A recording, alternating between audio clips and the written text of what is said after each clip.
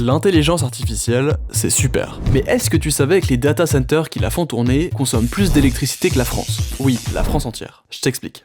L'IA, c'est une révolution pour beaucoup de secteurs. Mais derrière, c'est aussi une machine qui engloutit énormément d'énergie. Et parmi toutes ces applications, l'IA générative est l'une des plus énergivores. Regardez, juste là, en demandant un petit truc à ChatGPT, j'ai utilisé 10 fois plus d'électricité qu'une recherche Google classique. Et si on prend toutes les requêtes ChatGPT d'une journée, on pourrait alimenter une ville entière. Mais attendez, le pire c'est pas ça. C'est la génération d'images. Selon le MIT, générer une image consomme autant d'énergie qu'une recharge complète de smartphone. Et ça, c'est le scénario minimal. Parce qu'en vrai, on s'arrête jamais à une seule image. On en génère toujours plein avant d'en trouver une potable. Et au final, ça revient à beaucoup plus de recharge de smartphone. Mais alors, pourquoi ça consomme autant? C'est simple. Une requête, c'est beaucoup de calculs.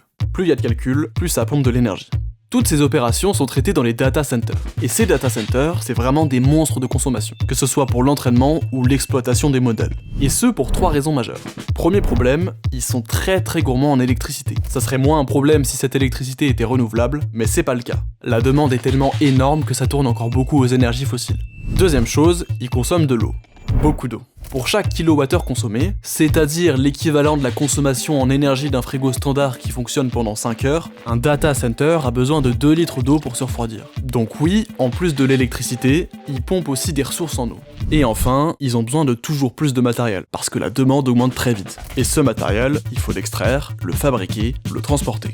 Résultat, pollution minière, production intensive, empreinte carbone monstrueuse. Que des trucs qui donnent le smile. Tout ça pour que tu puisses demander à ChatGPT « Est-ce que tu pourrais me donner un programme d'entraînement pour avoir rapidement des muscles ?»